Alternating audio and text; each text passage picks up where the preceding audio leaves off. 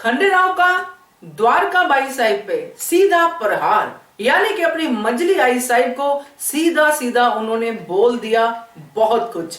चलिए बात करते हैं। नमस्कार, स्वागत है आपका आपके अपने चैनल हंग्री स्पिरिट्स पे। हंग्री स्पिरिट्स देख रहे सारे दर्शकों का मैं अंजू शर्मा दिल से स्वागत करती हूं।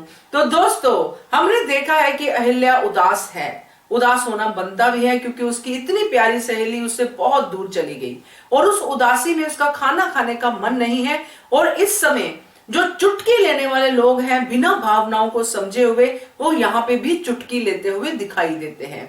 बात करते हैं इसके ऊपर, मगर पहले वही गुजारिश, जिन्होंने अभी तक चैनल को सब्सक्राइब नहीं किया है कृपया कर लीजिए। साथ में दोस्तों बेल आइकन दबाइएगा ताकि आपको हमारे वीडियोस के नोटिफिकेशन मिलते रहें। तो जिस तरह से अहिल्या की उदासी सबको दिखाई दे रही है, मल्हार सरकार को दिखाई दे रही है, खंडेराव को दिखाई दे रही है, इन सबको भी दिखाई दे रही है जो उनकी आई है, गौतमा, बानाबाई, द्वारकाबाई, हरकूबाई साहिब, जिसमें से सिर्फ एक हरकूबाई साहिब है जो समझती है कि अहिल्या पे इस समय क्या बीत रही है। समझती बाकी भी हैं, मगर उनको लगता है ये फर्क क्या पड़ता है एक रेणु के जाने से। रेणु ही तो है एक जैसे प्रजा, बाकी प्रजा होती है वैसे ही रेणु भी तो है, एक लड़की है चली गई, उनके हिसाब से ये रिश्ता मायने नहीं रखता है। इसलिए द्वारकाबाई साहब जो है उसी बात का फायदा उठाती है।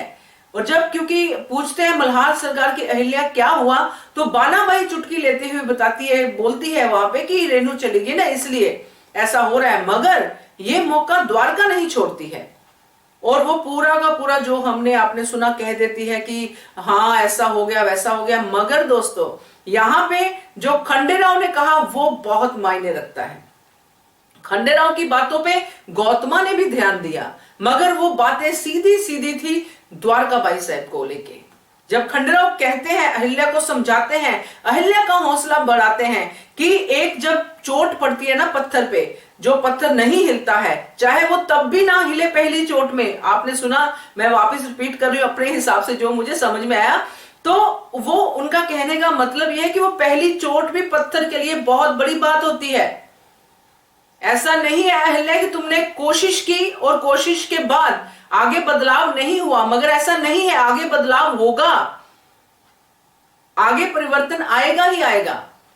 तो ये हौसला बढ़ाना होता है। और साथ में उन्होंने कहा कि दुश्मनों की भी बात कर दी कि जो दुश्मन हैं, जो ये सोचते हैं, यानी कि ये ऐसे लोग जो इसके खिलाफ हैं, उनको भी ये बात समझ में आनी चाहिए कि जो पहला प्रहार हुआ है वो ऐसे ही व्यर्थ नहीं है, उसका मायने है, उसका मतलब है। और वो सीधा सीधा द्वारकाबाई साहब की आंखों में देख के उन्होंने ये बात बोली और मुझे बहुत अच्छा लगा, क्योंकि ये बात तो ऐसे सबके सामने कभी मल्हार सरकार ने भी नहीं बोली है।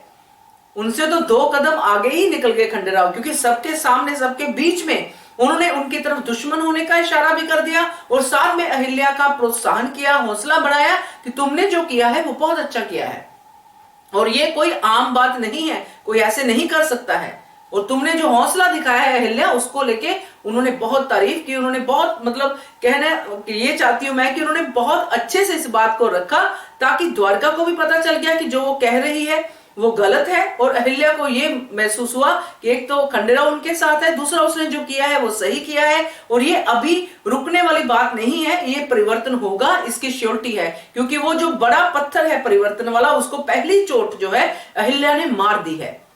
तो ये काफी अच्छा था दोस्तों, क्योंकि ये जो उनका खाने की टाइम पे जो होती है बातचीत, वो काफी मायने रखती है, क्योंकि सारा परिवार एक साथ वहां पे बैठा होता है और हमेशा से ही अहिल्या ही इस जगह पे टारगेट बनती रही है, उसको ही बातें सुनाई जाती रही हैं। और इस बार हैरानी की बात यह है कि गौतमा कुछ नहीं कहती है, क्योंकि गौतमा तो पूरी तरह से अहिल्या के खिलाफ ही लग रही है। तो जो खंडेराव है वो क्लियर हो गया है कि अब वो अहिल्या को हर पल, हर मोमेंट पे एक सिक्योरिटी वाली फीलिंग देंगे, एक ऐसी फीलिंग देंगे कि अहिल्या तुम सही हो और उसके खिलाफ कभी नहीं होंगे।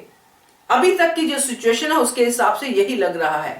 तो मुझे तो ये बात बड़ी अच्छी लगी जिस तरह से खंडेराव ने मुखालफत की, साफ साफ शब्दों में द्वारकाबाई साहब को बता दिया कि अहिल्या ने जो भी किया है सही किया है और ये सिर्फ अहिल्या ही कर सकती थी और कोई नहीं कर सकता था। तो कैसा लगा आपको? क्योंकि मुझे तो अच्छा लगा, आप भी अपने कमेंट कीजिए। देखते रहिए channel hungry spirits. Thank you so much. Subscribe to our channel by clicking the subscribe button. Click the bell button and enjoy the latest uploads from our channel.